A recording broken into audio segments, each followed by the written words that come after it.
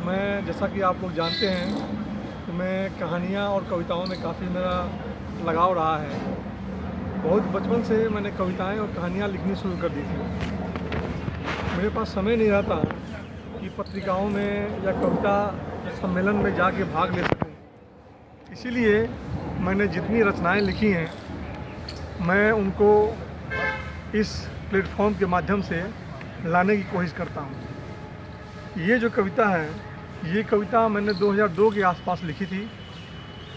इस कविता का जो विषय ये है कि एक आम आदमी अपने जीवन में सब चीज़ों को अपना समझता है। अपनी पत्नी को, अपने बच्चे को, इन सब पे अपना अधिकार समझता है।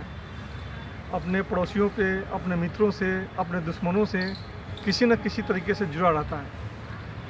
लेकिन आदमी को ये एहसास नहीं होता कि असल में ये शरीर है, ये शरीर भी आदमी का नहीं है। जैसे कि यदि आपको लकवा मार दे तो आप चाह के भी आप अपने हाथ को हिला नहीं सकते हैं।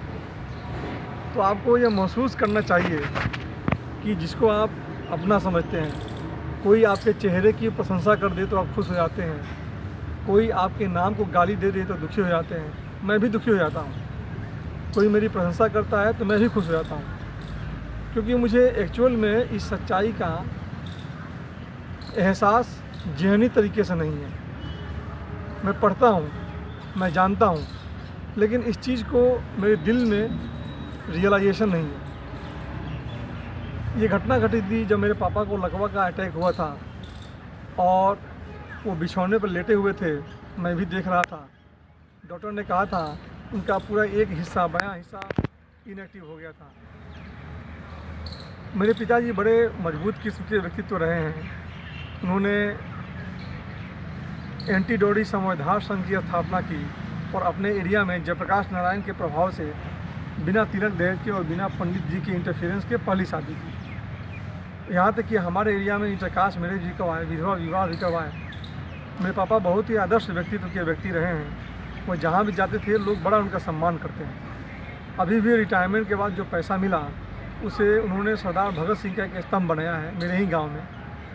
तो जब उनको ये अटैक हुआ तो जब वो होश में आए तो मेरी मम्मी को लगे मारने। मेरी भी समझ में नहीं आ रहा था कि ये हो क्या रहा है, इतना ज़्यादा क्यों मार रहे हैं। फिर बाद में डॉक्टर आया, सुई लगा के चला गया। डॉक्टर ने कहा कि इनका ब्रेन है, ब्रेन सही तरीके से फंक्शन नहीं कर रहा है, हो सकता है कि 1 घंटे में चले जाए, हो सकता है कि 5 घंटे में चले जाए, तो वेट करो। तो मैं पीएमसीएच के इमरजेंसी वार्ड में बैठा हुआ था और वहाँ पे देख रहा था कि कैसे बहुत मरीज वहाँ पे आते रहते थे। मैं उनसे बात भी करता था और वो मर जाते थे। तो ये चीज़ें मैं लगातार देखते रहा था। मेरे पापा इमरजेंसी वार्ड में कम से कम 6-7 दिन रहे और उन दौरान मैंने 8-9 लोगों को अपने सामने मरते हुए देखा।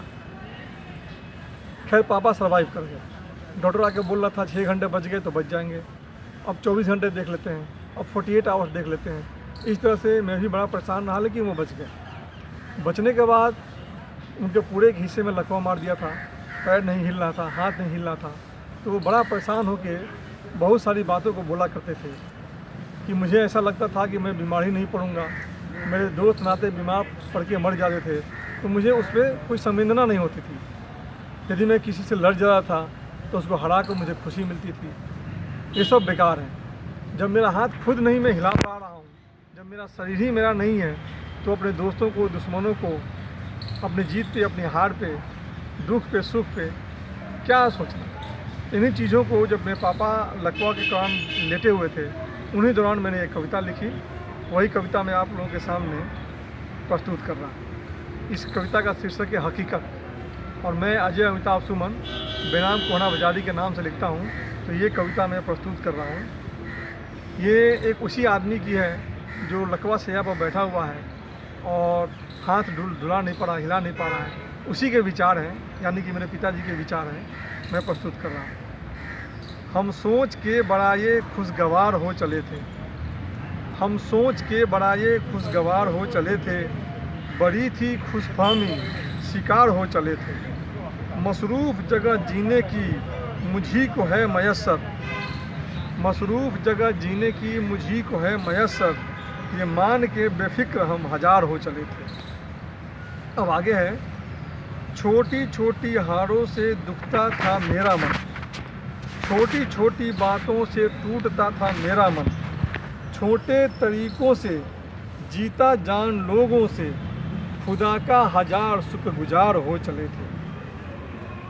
आगे है, ये जानता था नाम में रखा कुछ भी नहीं, ये मानता था मान में रखा कुछ भी नहीं, पर जीवन ये मेरा कि नाम और शान पे खुद से खुश नाराज कई बार हो चले थे।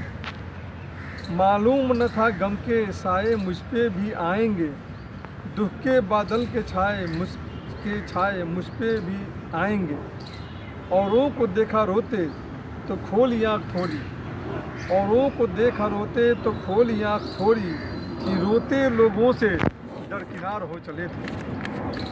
आगे है, ये अपने परिवार के बारे में जो फीलिंग है उसके बारे में है।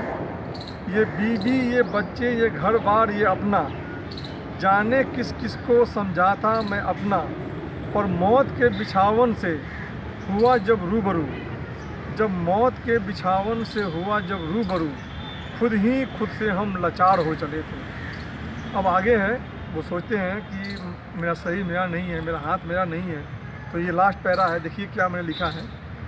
देखता हूँ आँखों से आँख पर नहीं हूँ मैं, सोचता हूँ सांसों से नाक पर नहीं हूँ मैं, लेता हूँ सांस सांसों से नाक पर नहीं हूँ मैं, शरीर ने आखिर में छोड़ा जब खुद का साथ, बड़ी देर से इस सच के दीदार हो चले थे। तो दोस्तों, ये मेरी कविता यहीं पे समाप्त हुई। और ये मेरे मित्र हैं राहुल जी, इन्होंने बहुत धैर्य से मेरी इस कविता का रिकॉर्डिंग किया है। बहुत ही संयम के साथ मेरी इस पूर्ण कविता को उन्होंने रिकॉर्ड किया। इसके लिए मैं अपने मित्र राहुल जी हैं, ये एडवोकेट हैं, मैं इनका I am greatly thankful to him. Thank you Rahul ji. आपका शुक्रिया अदा करना चाहता हूँ कि आपने मुझे ये मौका दिया। धन्यवाद राहुल जी।